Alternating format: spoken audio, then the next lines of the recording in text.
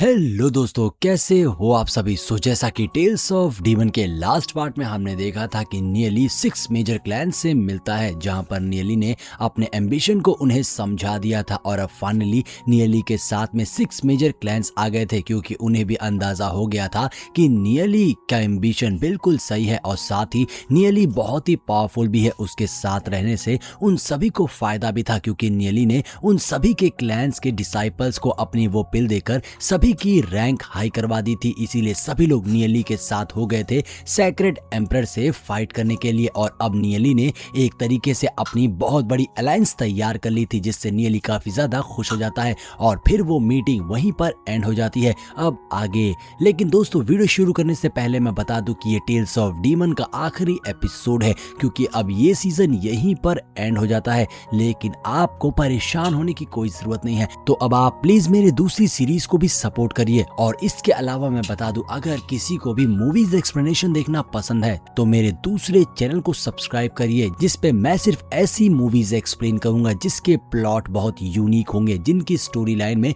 कुछ तो अलग होगा, जिसकी लिंक आपको एंड में मिल जाएगी। चलिए वीडियो स्टार्ट करते हैं। एपिसोड की स्टार्टिंग में हम नियली और उसके दोस्तों को जंगल के रास्ते पर देखते हैं, जहां वो सभी बहुत खुश थे, क्योंकि अब वो सभी अपने घर स्मॉल लिंगलोंग वर्ल्ड वापस लौटने वाले थे। निंगर कहती है कि मुझे बहुत खुशी हो रही है कि स्मॉल लिंगलोंग वर्ल्ड का सील ओपन हो गया है और अब हम सभी अपने घर वापस जा सकते हैं। ये खुशी तो सभी को होती है अपने घर वापस लौटने पर, इसीलिए निंगर काफी ज्यादा एक्साइटेड थी। वहीं येजुन तो खुश हो रही थी कि अब मैं इतने टाइम के बाद अपने ग्रैंडफादर से मिल पाऊंगी, मैंने उन्हें बहुत ज्यादा मिस किया है। जियून काफी ज्यादा खुश हो गई थी और साथ ही अब तो जियून के फादर भी वापस से रिवाइव होने वाले थे। वहीं एक बंदा नियली से पूछता है कि नियली, ये जो डिवाइन सोल डाउ टेक्निक है, जिससे कल्टीवेशन स्पीड को बहुत ही तेजी से इंप्रूव किया जा सकता है, तो तुम वो पिल्स हमें क्यों नहीं दे रहे हो, हमें वो डिवाइन सोल डाउ टेक्निक कल्टीवेट करने से क्यों मना कर रहे हो। जिसपे नियली कहता है, ये डिवाइन सोल डाउ टेक्निक को मैंने बनाया है, इस टेक्निक को जो भी कल्टीवेट कर रहे हैं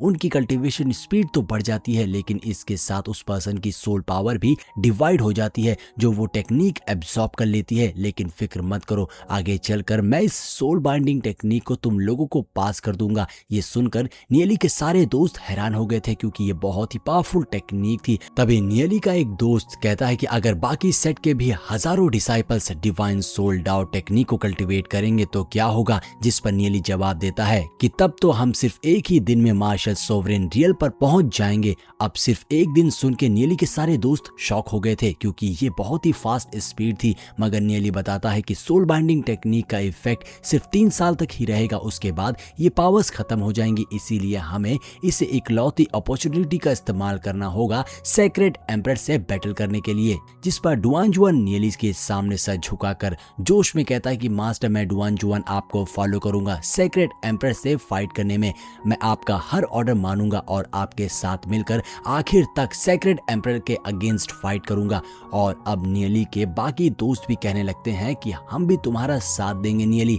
अब अपने दोस्तों का ये हौसला देखकर नियली भी काफी खुश हो गया था कि सेक्रेड एम्परर से फाइट करने में नियली अकेला नहीं है, उसके दोस्त उसके साथ है। वहीं नियली मन में सोचता है कि प्रीवियस लाइफ में मैं सिर्फ अपने दोस्त को मरता हुआ देख रहा था, मैं उनके लिए कुछ भी नहीं कर पाया था, लेकिन इस लाइफ में मैं ये दोबारा नहीं होने दूंगा।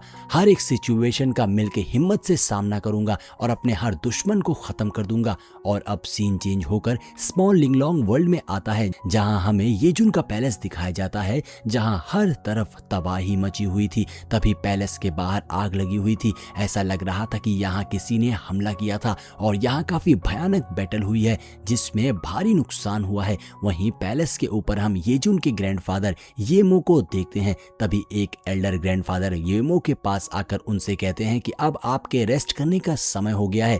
ग्रैंडपा येमो उस एल्डर से पूछते हैं कि हमारी सिटी में अब कितने लोग बचे हैं। जिस पर वो एल्डर जवाब देता है कि महीनों से चल रही इस बैटल में अब हमारे सिटी में सिर्फ 3 लाख लोग ही बचे हुए हैं, लेकिन डीमन बीस्ट अभी भी बढ़ते जा रहे हैं और कई सारे डीमंस तो लेजेंडरी लेवल पर इवॉल्व हो गए हैं। सिचुएशन बहुत ही ज्यादा मुश्किल हो गई है। दोस्तों, उस एल्डर की बातों से ये तो साफ पता चल गया था कि इनके सिटी ऑफ रेडियांस पर डीमंस ने अटैक कर दिया है, जिससे ग्रैंडपा येमो और उनकी आर्मी महीनों से फाइट कर रही थी। लेकिन इस बैटल में काफी नुकसान हुआ है, उनके काफी लोग मारे गए हैं, यानी कि ज्यादा नुकसान तो ग्रैंडपा येमो को ही हुआ है। तभी वहां पर एक मशीनरी बर्ड उड़ते हुए ग्रैंडपा येमो के पास आती है, जो उनके लिए कुछ इन्फॉर्मेशन लेकर आई थी। वो बर्ड बताती है कि मैंने पूरे स्मॉल लिंगलोंग वर्ल्ड में ट्रेवल किया और मैंने देखा कि बहुत सारे इंसानों के रेसिडेंट को डिस्ट्रॉय कर दिया गया है। तभी आसमान में एक रेड एनर्जी अपीयर होने लगती है जो डायरेक्ट जमीन पर उतर रही थी। ये देखकर ग्रैंडपा और एल्डर भी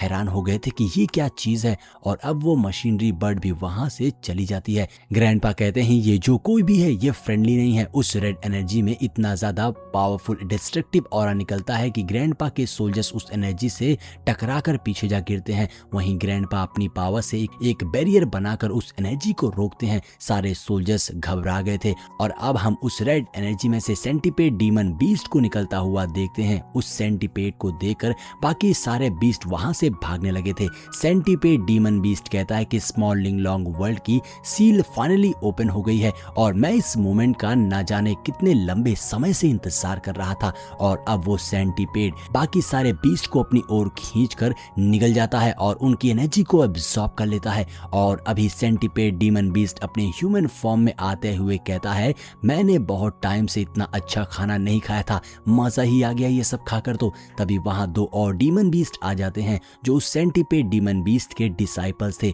वो उसे ग्रीट करते हैं और यहाँ हमें पता चलता है कि डीमन बीस्ट का नाम क्रिम्सन पाइथन एंसेस्टर है। मगर वो क्रिम्सन पाइथन एंसेस्टर अपने डिसाइपल्स पर बहुत ज्यादा गुस्सा होते हुए कहता है कि तुम दोनों की कल्टीवेशन अभी भी इतनी ज्यादा वीक है, जिस पर उसके डिसाइपल्स कहते हैं कि मास्टर प्लीज शांत हो जाइए। दरअसल कुछ साल पहले ब्लैक प्रिजन अजूरे ड्रैगन के एल्डर ब्रदर ने सेलेस्टियल मैंडेट पर ब्रेक थ्रू कर लिया था, जिसके बाद आसमान से डिवाइन थंडर अपीयर हुई जो डायरेक्टली उसकी बॉडी को हिट कर रही थी, जिससे उसकी फिजिकल बॉडी के टुकड़े टुकड़े हो गए। बस उस दिन के बाद से हमने अपनी कल्टीवेशन को ब्रेक थ्रू करने की कोशिश नहीं की, इसी डर से कि हमारा भी यही हाल ना हो जाए। जिस पर क्रिम्सन पाइथन एंसेस्टर कहता है ऐसा लगता है कि स्मॉल लिंगलोंग वर्ल्ड की सील में कई सारे रेस्ट्रिक्शंस हैं, मुझे यहाँ से जाना होगा इससे पहले सील रीस्टार्ट हो जाए। साथ ही वो अपने दोनों डिसाइपल्स की बॉडी में अपनी काफी सारी एनर्जी डालते हुए कहता है कि मैं चाहता हूँ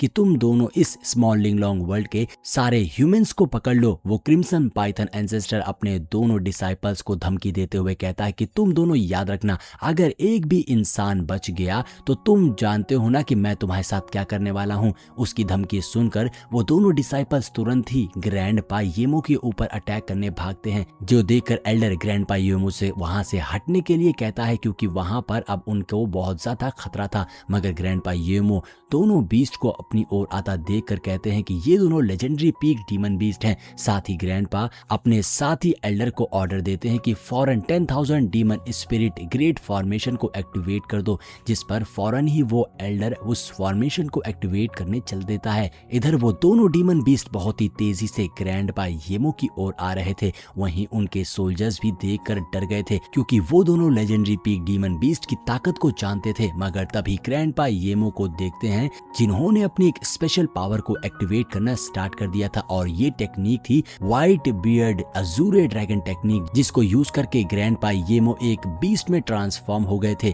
उनकी बॉडी पहले से बड़ी हो गई थी और उनकी बॉडी पर एक पावरफुल आर्मर भी आ गया था। इस टेक्निक से ग्रैंडपा येमो की ताकत काफी ज्यादा इंक्रीज हो गई थी। उनकी बॉडी से बहुत ही स्ट्रॉन्ग ऑरा अनलीज हो रहा था और अब ग्रैंडपा येमो बिना डरे तेजी से उस डीमन बीस्ट पर अटैक कर देते हैं और अब दोनों ही एक दूसरे से टकराने वाले थे। और इसी शानदार सीन के साथ में हमारा टेल्स ऑफ डीमन का ये पूरा का पूरा सीजन यहीं पर एंड हो जाता है। तो दोस्तों अब टेल्स ऑफ डीमन की नई वीडियोस तो नहीं आ पाएंगे क्योंकि सीजन यहीं पर एंड हो गया है। लेकिन जैसा कि मैंने कहा था कि मैंने नई सीरीज शुरू करी है और साथ ही मैंने मूवीज एक्सप्लेन करना भी स्टार्ट कर दिया है, जिसकी वीडियो आपको ऊपर देखने को मिल जाएगी। तो जल्दी से उस चैनल को देखिए और अगर पसंद आए तो सब्सक्राइब करिए। मिलते हैं नई वीडियो में।